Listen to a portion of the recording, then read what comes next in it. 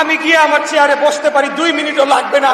এই নগর ভবন বিগত 2 সপ্তাহ যাবৎ আমাদেরই নিয়ন্ত্রণে ছিল, আমরাই নিয়ন্ত্রণ রেখেছি, আমরাই দখল করে রেখেছি।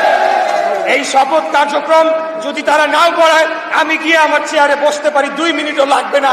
ঢাকা শহরের জনগণ বারে বারে আমাকে আহ্বান জানিয়েছে, কেন আমি শহীদ মিনারে গিয়ে ঢাকাবাসীকে সাথে নিয়ে শপথ করে দায়িত্ব পালন বা দায়িত্ব গ্রহণ আমি নিজেই কেন নিয়ে নিচ্ছি না। তখন আমরা বলেছি, যেহেতু আমরা একটা নিয়মতান্ত্রিক রাজনৈতিক দল, আমাদের দলের পক্ষ থেকেও আমাদের নেতা বিশেষ করে জনাব সালাউদ্দিন আহমেদ বারবার বিভিন্ন পর্যায়ে যোগাযোগ করেছে।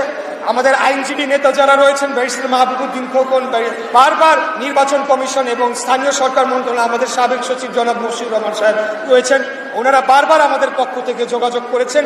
কারণ আমরা নিয়মতান্ত্রিক রাষ্ট্র পরিচালনায় বিশ্বাসী, আমরা চাই না কোনো ধরনের একটা বাজে উদাহরণ সৃষ্টি হোক।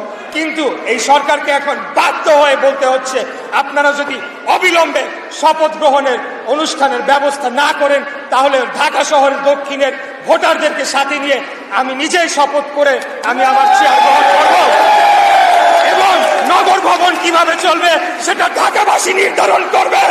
কোন বহিরাগত উপদেষ্টা বা বহিরাগত কোন প্রশাসক দিয়ে এই নগর ভবন পরিচালনা করতে দেয়া হবে না, হবে না, হবে না। এটাই আমাদের শেষ কথা, এটাই আমাদের শেষ বার্তা।